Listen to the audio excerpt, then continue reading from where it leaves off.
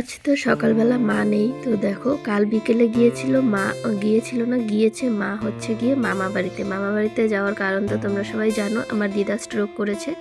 তো মা কাল সারা রাত হসপিটালে ছিল, বিকেলবেলা গিয়েছে, সারা রাত হসপিটালে ছিল, আজ সকালে হয়তো মামা বাড়িতে আসবে, এসে একটুখানি রেস্ট নিতে হবে, তাছাড়া পারবে না। তো মা যেহেতু বাড়িতে নেই, সকালবেলা উঠে আমি কিন্তু রান্নাঘরটা আগে ঝাড়ু দিয়ে পরিষ্কার করে নিয়েছি।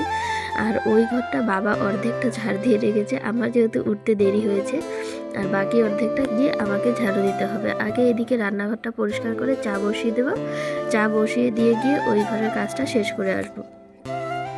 তো একা হাতে যেহেতু সবটা কাজ করতে হচ্ছে, তো সামলাতে তো হবেই। আর এদিকে কিন্তু বৃষ্টি প্রচণ্ড পড়ছে বাইরে, আকাশের অবস্থা খুব খারাপ।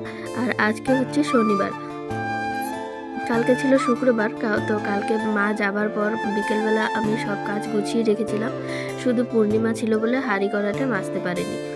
তো এইদিকে সব কাজ আমার মোটামুটি কমপ্লিট। তো এখন বৃষ্টিটা থামলেই আমি গিয়ে হাঁড়ি কড়াইটা মেজে পরিষ্কার করে আনবো, কারণ বৃষ্টিতে আমি ভিজতে পারবো না, ভিজলে আমার প্রচণ্ড পরিমাণ ঠান্ডা লেগে যাবে, সেই জন্য।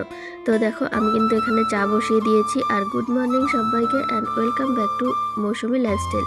মৌসুমি লাইফস্টাইলের নতুন আরেকটি ভিডিওতে তোমাদের সকলকে স্বাগত জানাই। তো এই হচ্ছে ভিডিওর কি কি বলি, আর বলার কিছু নেই, কারণ হচ্ছে মা তো বাড়িতে নেই, দিদা প্রচণ্ড অসুস্থ, সেই কারণে কিন্তু মন মানসিকতা কারোরই ভালো নেই, আমাদেরও ভালো নেই। বারবার ফোন করছি, খোঁজ নিচ্ছি, যেহেতু যেতে পারছি না, মা দাদা দুজনেই ওখানে রয়েছে, তো আমি যেতে পারছি না, সে কারণেই। তো মা দাদা বাড়িতে আসলে কিন্তু আগামীকালকে নয়তো পরশুদিন আমি যাব দেখতে দিদাকে। তো এদিকে আমি চা বসিয়ে দিয়েছি, দুধ দিয়ে গুলিয়ে সুন্দর করে, পাউডার দুধ যেহেতু ছিল তো সেটা গুলিয়ে দিয়ে তারপর চিনি চা পাতা সব কিছু দিয়ে দিয়েছি। এখন স্টিমটা কমিয়ে দিয়ে আমি ও ঘরে যাব ঘরটা ঝাড় দিতে। তো তোমরা সঙ্গে থাকো, দেখতে থাকো ভিডিওটা। যদি ভালো লেগে থাকে তাহলে অবশ্যই সাবস্ক্রাইব করে দিও, আর লাইক কমেন্ট শেয়ার করে সবাই পাশে থেকো।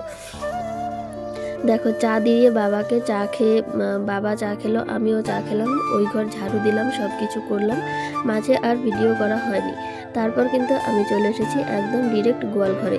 তো বাবা গরুটা বের করে নিয়েছে, হালকা বৃষ্টিটা থেমেছে, আর ভালোই ঝিরিঝিরি বৃষ্টি পড়ছে। তো গরু বের করে নিয়েছে, এখন রয়েছে গোয়াল ঘরে শুধু ছাগল। তো ছাগলটাকে এখন বের করা যাবে না, যেহেতু আমাদের ছাগলটা কদিন পর বাচ্চা দেবে। তো এখন মাঝেই ছাগলের সর্দি কাশি হয়েছিল, সেটা কমেছে, তো এখন আর ছাগল বৃষ্টিতে ভেজানো যাবে না, বেরও করা যাবে না। তো ওকে এখানে রেখেই আমি সুন্দর করে ঘরটা পরিষ্কার করে নেব। আর ওর ছাগলও দেখো অনেকগুলো ছাগলের ইসে হয়েছে, তো এগুলো সব পরিষ্কার করে আমি বালতিতে তুলে রাখছি, এক্সট্রা বালতি। এই বালতিটা পরে বাবা নিয়ে বাগানে ফেলে দিয়ে আসবে, তাহলে বাগানের গাছের সারও হয়ে যাবে। তো বাবাকে বলেছিলাম গোবরটা ফেলে দিতে, পরে ভাবলাম না, বাবাকে যদি বলি গোবরটা ফেলতে তাহলে বাবা শুধু গোবরটাই ফেলবে, ঘরটা ঝাড়ু দিয়ে পরিষ্কার করবে না। আর যেহেতু আমাদের এই গোয়ালঘর, মানে গোয়ালঘরে মোটামুটি বেশ ভালোই নিয়ম রয়েছে, তো সেই কারণে কিন্তু গোয়ালঘরটা আমি মোটামুটি পরিষ্কার করে রাখছি। আর বাবাকে অনেকদিন থেকেই বলছি যে গোয়ালঘরের মাচাগুলো ভেঙে নতুন করে মাচাগুলো বানাও, যেন সব জিনিসগুলো গোছানো থাকে, গোছগাছ হয়। তো গোয়ালঘরটা প্রচণ্ড পরিমাণ এলোমেলো হয়ে রয়েছে, আর এদিক সেদিক জিনিস দিয়ে ছড়িয়ে ছিটিয়ে রয়েছে, কোনো জিনিসের কোনো ঠিক ঠিকানা নেই, তালগোল নেই। তো মা আমাকে বলেছিল গোয়ালঘরের বেড়ার নিচ দিয়ে কখনো গোবর ফেলবি না, তো আমি গোবর ফেলি না। দেখো গোবর কিন্তু বালতিতে তুলে নিয়েছি। আর এই যে ঘাস কাল রাতে বাবা গরুকে দিয়েছিল, এই ঘাসের জন্য কিন্তু খুব বাজে অবস্থা লাগছিল দেখতে। তো এই ঘাসগুলো আমি ঝাড়ু দিয়ে এদিক দিয়ে ফেলে দিলাম, কারণ এই ঘাসগুলো আর গরু খাবে না। তো গরু যেহেতু খাবে না, এগুলোকে রেখেও কোনো কাজ নেই, তুলে আলাদা করে রেখেও লাভ নেই। তো এখানে তক্তাটা সরিয়ে দিয়ে আমি ঝাড়ু দিয়ে সুন্দর করে পরিষ্কার করে নিলাম। তো গোয়াল ঘর ঝাড়ু টাড়ু দিয়ে তারপর এসেছি আমি ঘরে বিছানা তুলতে। বাবা যে বিছানায় ঘুমিয়েছিল সেটা বাবা তুলে নিয়েছে ঘুম থেকে উঠেই। তো আমার বিছানাটা তো রয়েছে, আমি রান্নাঘরে কাজগুলো সারলাম, আলু সেদ্ধ ভাতও বানালাম। তো গোয়াল ঘরটা পরিষ্কার করেছিলাম হচ্ছে ভাত বসিয়ে দিয়ে রান্নাঘরে। তো রান্নাঘরে ভাত বসিয়ে দিয়ে গোয়াল ঘর পরিষ্কার করে তারপর এসে ভাতটা নামিয়ে এখন আসলাম বিছানা তুলতে।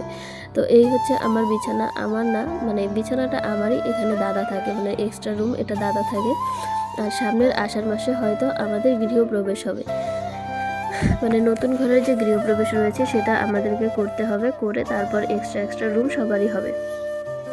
তো এই হচ্ছে বিছানার ছিঁড়ি ছন্দ যা অবস্থা হওয়ার হয়ে রয়েছে আর কি, যতটুকু পারছি মানে মোটামুটি করে গুছিয়ে রাখছি। আপাতত আমি একা হাতে সব দিকটা সামাল দিতে পারছি না, মানে খুবই অসুবিধা হয়ে যাচ্ছে। তো বিছানা গোছানো হয়ে গেল। আর তোমাদেরকে আমি দেখাবো দিদার কি অবস্থা, দিদা এখন কীরকম আছে। দিদার মেন সমস্যাটা কি হয়েছে, দিদার সমস্যাটা হয়েছে দিদার ব্রেন স্ট্রোক করেছে।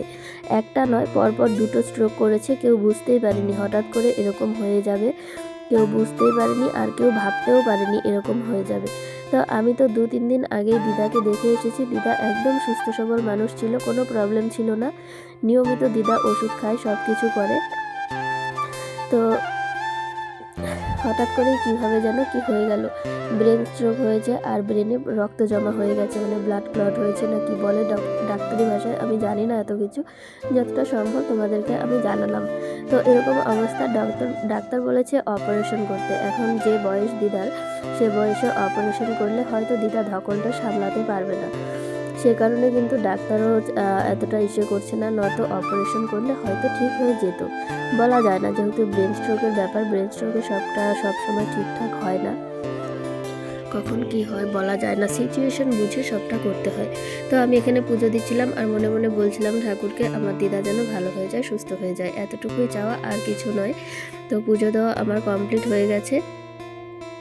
এখানে আজ আমি সকাল সকালে পুজো দিয়ে দিয়েছি, কাল যেহেতু অনেক বেলা হয়েছিল। আর এই যে দেখো আমার দিদা, তো দিদার অবস্থা এরকম। আর দিদা শুধু এখন বারে বারে মাথাতে হাত দেয়, কাউকে হয়তো চিনতেও পারছে না, ঠিকঠাক বোঝা যাচ্ছে না, যেহেতু ব্রেনে রক্তটা জমা হয়ে আছে, মাথাটা যন্ত্রণা করে, সে কারণে বারবার মাথায় হাত দেয় আর তাকিয়ে থাকে আর একটু একটু হা করে।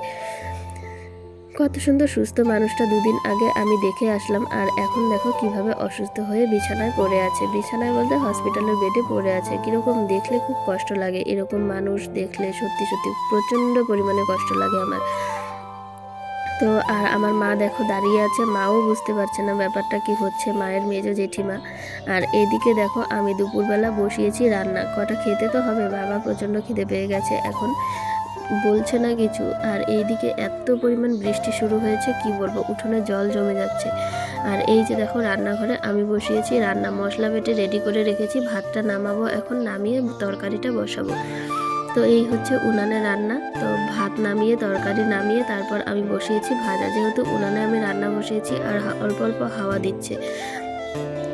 বৃষ্টির কারণে গ্যাসের উপরে প্রচণ্ড জল ছিটে আসছে, সে কারণে গ্যাসে আমি রান্না করতে পারলাম না, নাহলে গ্যাসে বসিয়ে দিতাম, হয়ে যেত পটাপট করে। তো এই হচ্ছে আলু ভাজা, তরকারি হয়ে গেছে আর ভাত রয়েছে সকালের। তো রান্না বান্না নামিয়ে বাবাকে খাবার দিয়ে তারপর আমি খেতে বসেছি। সকালের অল্প আলু সেদ্ধ ছিল, আলু ভাজা আর সয়াবিন তরকারি, এগুলো দিয়ে এখনের খাওয়া দাওয়াটা আমার হয়ে যাবে, রাতের বেলা কোনো গ্যারেন্টি নেই। আজ মা বা দাদা দুজনেরই আসার কথা আছে, তো দেখা যাক কে আসে আর কে থাকে। তো মা হয়তো থাকবে, কারণ কাল সারা রাত জেগেছিল, এখন বাইকে চেপে আসতে পারবে না। তো আমার খাওয়া দাওয়া হয়ে গেছে। খাওয়া দাওয়ার পর আমি বাসন ধুতে কলপারে এসেছি, সঙ্গে নিয়ে এসেছি জলের জলগুলো ভরার জন্য। মা তো বাড়িতে নেই, মা বাড়িতে থাকলে এই জলের বোতল মা ভরে ফেলে, আমাকে বলবে জল ভরতে, তখন আমি বলি যে একটু পর ভরছি, কিন্তু আমার একটু পরের কথা শুনেই মায়ের রাগ উঠে যায়। তো মা তখন রাগের ঠেলায় জলগুলো ভরে ফেলে তাড়াতাড়ি, আর আমাকে করতে হয় না। তো এখন তো আর ফাঁকি দেবার কোনো চান্স নেই, মা যেহেতু বাড়িতে নেই। তো এই হচ্ছে আমাদের কলপার। আর আজকে আমি নিচ থেকে ভিডিওটা করছি, মানে মোবাইলটা নিচে রেখে ভিডিওটা করছি। তো নিচ থেকে দেখো কীরকম দেখা যায়, অন্যদিন তো স্ট্যান্ডে লাগিয়ে করি ফোনটা। তো বাসন ধোয়া হয়ে গেল, কলের জলও ভরা, মানে বোতলে জলও ভরা হয়ে গেল, দুটো কাজই হয়ে গেছে, এখন সব মিলিয়ে ঘরে নিয়ে গেলেই হয়ে যাবে। তো আজকের ভিডিওটা তোমাদের সবার কাছে কেমন লেগেছে অবশ্যই কমেন্টে জানিয়ে, ভিডিওটি ভালো লাগলে লাইক কমেন্ট শেয়ার করে দিও। আর অবশ্যই আমার দিদার জন্য তোমরা সবাই প্রে করো যেন আমার দিদা ভালো হয়ে যায়। টাটা।